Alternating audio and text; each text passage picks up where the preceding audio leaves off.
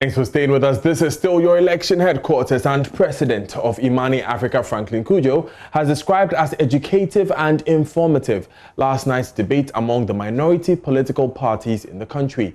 5 presidential aspirants locked horns on JoyNews Imani Africa debate with bold statements about why the electorate should consider them as a formidable third force. Imani Africa says it looks forward to a vice presidential debate between the 2 major political parties. We'll hear from him shortly, but first, here are highlights of the debate at the University of Professional Studies, Accra. It was an electrified stage with the presidential candidates of the minority political parties sharing their vision, major policy alternatives, and proposals to tackle the endemic issues stagnating Ghana's development. Each of the presidential aspirants had a message of hope for the country. Bridget Jogbanuku of the PPP, CPP presidential candidate Ivor Greenstreet, and the APC's Hassan Ayariga, David Apasera of the PNC, and LPG's Kofi Akpalu announced their major policy statements on the big stage. The debate centered around law and order, security, unemployment, among others. It took a heated turn when moderators asked the candidates what their economic recovery policies were for the country. We have deficits in food, so we need to change our consumption pattern to produce locally what we eat and eat what we produce. This is what we need, a production hub. When we are able to build a production hub, we go on to a manufacturing hub, then an industrial hub. You don't jump from up and say you are building buildings in the sky. That will not happen under my leadership. Thank you. Unfortunately, the problem is far more complex.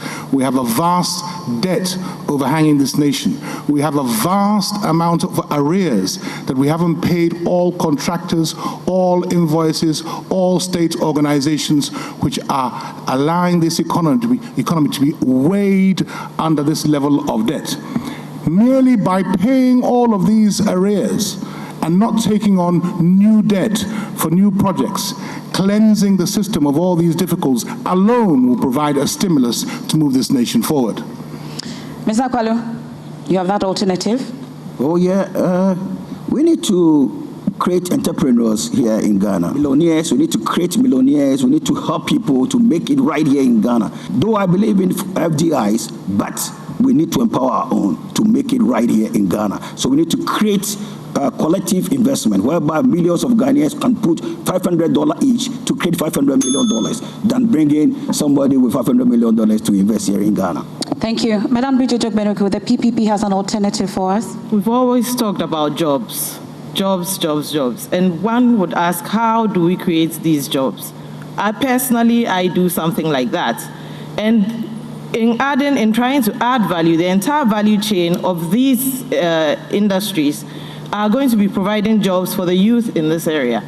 Indigenous industry, which therefore can be taxed and therefore can be revenue for the country. So let's start with the jobs. Thank you. Mr. David Apasera. Yes, certainly we need to look at investing in our people, encouraging our people to produce what we want. We cannot continue to rely on foreign imports. And we have to begin first with stopping the importation of finished petroleum products. We have a refinery in Ghana, and fortunately now we produce crude oil. We should be able to refine and rather export finished product rather than importing finished product. We are burning the dollar on the street, in our cars, and we say the city is falling. Then came the radical proposals on how some of the candidates intend to deal with corruption and the perceived breakdown in security. If we find that you're corrupt, that your salary cannot buy you the kind of cars you use, your salary cannot fetch you the kind of house you live in, you will have to answer to a special independent prosecutor, not the one we have, an autonomous special independent prosecutor. And he will take you on. You will declare your asset no matter who you are, and we'll have a social security that will track information of every Ghanaian working in Ghana, living in Ghana, and doing business in Ghana. It is very simple. punish them, and everybody will be scared. I will go to jail. The first day I become president, I'm going to sit in the cells. This is to show that anybody corrupt will not have it easy in my government. If we try the tougher punishment and it doesn't restrain people from corruption, we have to go that length. And when we go that length, if you steal and you know, if you are caught, you will die. You will not steal. You are stealing to eat. And when you know that you will be caught and shot, you will not do it. And I think that Ghana has to be salvaged from corruption. Corruption is our main problem. That is causing us what we have, the misery that we have. Ghana is a fabulously rich resource country, and we don't have to be suffering. It is corruption. And, you know, we look at it, we've borrowed, and we can't show. Madam Dumenuku, I saw the look on your face. You have a reaction to that? About people being shot? For being corrupt? Well, let's implement the law and apprehend those who are involved in corruption first. I don't believe in people being shot for corruption, but I'm sure that there are tougher sanctions than what we are implementing now.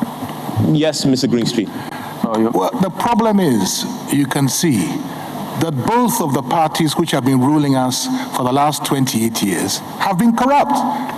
They go into opposition, they claim about finding things difficulty.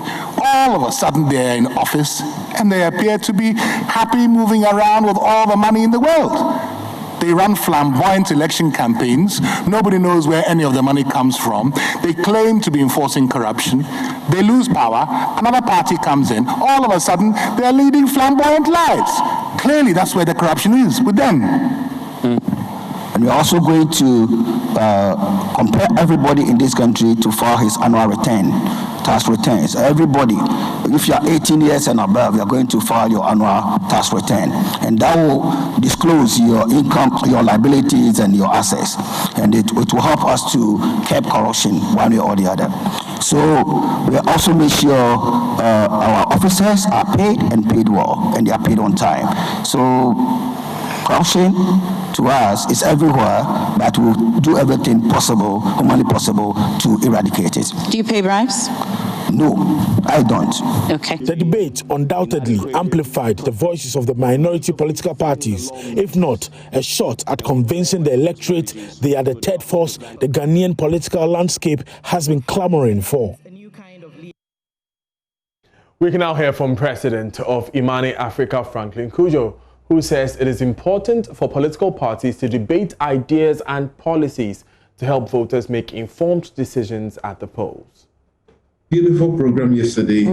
It was a discussion of wits, deliberations of serious minds, and indeed I pity those who have decided not to be part of debate because they are losing so much. They are not taking the opportunity to explain to people, to be challenged, to be able to go into the depths of their ideas and then tell people exactly what they are providing in terms of alternatives.